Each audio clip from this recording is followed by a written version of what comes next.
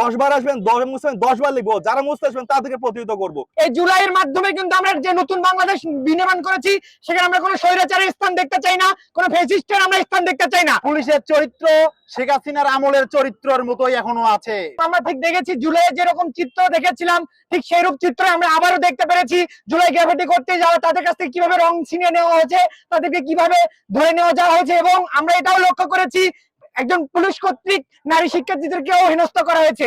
আমরা এর তীব্র নিন্দা এবং প্রতিবাদ জানাই, এবং আমরা স্পষ্ট বলতে চাই এই জুলাইয়ের মাধ্যমে কিন্তু আমরা যে নতুন বাংলাদেশ বিনির্মাণ করেছি, সেখানে আমরা কোনো স্বৈরাচারের স্থান দেখতে চাই না, কোনো ফ্যাসিস্টের আমরা স্থান দেখতে চাই না। তাদের এই কর্মকাণ্ড আবার এই জুলাইয়ে গ্রাফিটি করতে বাধা দেওয়া একটা ফ্যাসিস্টের কর্মকাণ্ডের সাথে মিলে যায়, এবং আমরা স্পষ্টভাবে বলতে চাই আমরা এই নতুন বাংলাদেশে আমরা এই ফ্যাসিস্টের কোনো চিহ্ন রাখতে চাই না।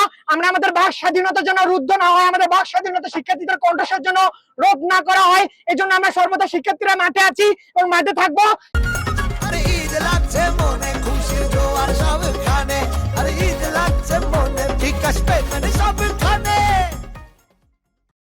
সেই সাথে আমরা জুলাইকে ধারণ করি এবং জুলাই আমাদেরকে ধারণ করে দেয়। জুলাই আমাদেরকে মনে করে দেয় যে বাংলাদেশে ফ্যাসিস্টের কোনো চিহ্ন থাকবে না।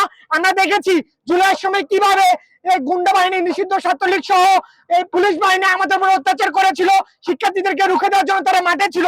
আবার যদি তাও সেই ধারে রাজনীতি তারা চালু করতে চায়, তাহলে তা রুখে দেওয়ার জন্য আমরা সর্বদা মাঠে আছি। আমাদের মনে একটা সাহস জাগিয়েছিল যে আমরা একা নেই, আমাদের আশেপাশে আরো 10 জন মানুষ আছে। যখন জুলাইয়ের যে ফ্যাসিস্ট এই বিরুদ্ধে যখন কথাগুলো, স্লোগানগুলো লেখা ছিল দেয়ালের মধ্যে, তো নিজের মধ্যে আমাদের উদ্দীপনা জেগে উঠেছিল যে সামনে যে কোনো ফ্যাসিস্ট আসলে তার বিরুদ্ধে আমরা দাঁড়িয়ে যাব।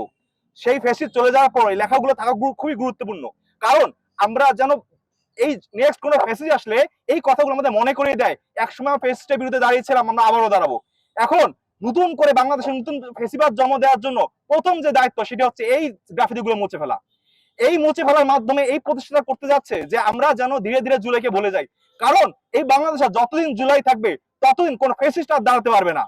তাই আমাদের এই আন্দোলন যে জুলাইয়ের গ্রাফিতি কখনো মুছে দেওয়া যাবে না। দ্বিতীয়ত আমাদের যে যে আরেকটি আমাদের সতর্ক সংকেত দিচ্ছে, জুলাইয়ের সময় আমাদের পুলিশ বাহিনী কিভাবে পেটোয়া বাহিনীর মতো আমাদের উপর আক্রমণ চালিয়েছে।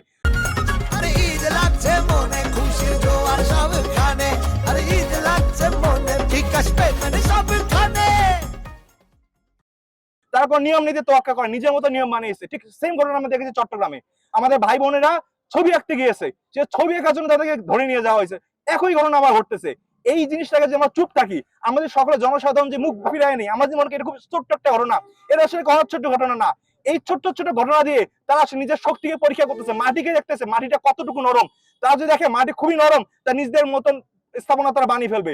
মাটিকে নরম হতে দেওয়া যাবে না, মাটিকে কখনই নরম হতে দেওয়া যাবে না। এবং শেষ কথা, আপনারা যে যেখানে আছেন নতুন করে জুলাই গ্রাফিতি গুলো আপনারা আঁকা শুরু করুন। জুলাই গ্রাফিতি মুছে দেওয়া মানে আপনারা আমাদের কথাগুলো মুছে দেওয়া। আমরা জুলাই গ্রাফিতিতে তারা কি কথা বলতেছিল, অশ্লীল ভাষা লেখা। আরে ভাই, এই অশ্লীল কথা শুনে হাসিনা পালিয়েছে, হাসিনাকে গালাতে পেরেছি আমরা। আমাদের ক্ষোভের লাইনগুলো ছিল ওগুলো বলে আমরা হাসিনাকে দূর করেছি। এগুলো এখন আপনাদের অশ্লীলতা লাগে?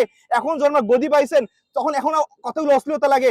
এগুলো অশ্লীলতা না, এগুলো হলো ক্ষোভের বাণী। যখন আমাদের ভাইকে মেরেছিল, সেই ভাইকে মারার যে কষ্ট, সেই কষ্টের বাণীগুলো ছিল ওগুলো কোনো অশ্লীলতা না, এগুলো আমাদের প্রতিবাদের ভাষা। এগুলো যতই মিশে দিতে চান কখনোই মিশে হয় না। আবারও লিখবো, 10 বার আসবেন, 10 মুছবেন, 10 বার লিখবো, যারা মুছতে আসবেন তাদেরকে প্রতিহত করবো। আরেকটা কথা, সেখানে যে 140 ধারা জারি করছিলেন, বলছিলেন কি জনসাধারণের জন্য হুমকি স্বরূপ কোন ঘটনার জন্য 140 ধারা জারি করা হয়েছে। কি জনসাধারণের জন্য হুমকি স্বরূপ কথাগুলো ছিল? কিচ্ছু ছিল না। ছবি আঁকা কি জনসাধারণের হুমকি স্বরূপ? যারা জুলাইয়ের কাছে পরাজিত হয়েছে এরা, আর যাদের জুলাই স্টেক উল্লেখযোগ্যভাবে ছিল না জন্য বা অনেক জায়গায় স্টেক পাচ্ছে না, তাদের নাম উঠে আসছে না, তারাই জুলাইকে মুছে দিয়ে দেওয়ার জন্য প্রস্তুতি নিচ্ছে। তারই ধারাবাহিকতায় আমরা লক্ষ্য করছি চট্টগ্রামে জুলাই গ্রাফিতি মুছে দেওয়া হলো, আবার পরেক্ষণে প্রশাসক নিজে গিয়ে উদ্বোধন করলো। তারা মাঝে মাঝে টেস্ট করে ছাত্র জনতা, বাংলাদেশের মানুষ জুলাইকে কিভাবে ধারণ করছে, জুলাইকে তারা মনে রাখছে কিনা। তাদের টার্গেট জুলাইকে ভুলিয়ে দিতে পারলে সামনে আরেকটা ফ্যাসিজম কায়েম করা যাবে।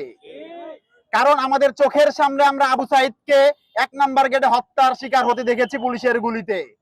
সেই পুলিশেরাই আমাদের ভাইদেরকে গ্রাফিতি মুছতে গিয়ে লাঠি চার্জ করে ধরে নিয়ে যাচ্ছিল। পুলিশের চরিত্র শেখ হাসিনার আমলের চরিত্রের মতোই এখনো আছে। আমরা বলে দিতে চাই যে এই জুলাই আমাদেরকে স্বৈরাচার থেকে মুক্তি এনে দিয়েছে, যে এই জুলাইয়ে 2000-এর বেশি ভাই বোনদেরকে শহীদ হতে হয়েছে, যে এই জুলাইয়ে হাজার হাজার ভাই বোনদেরকে আহত হতে হয়েছে।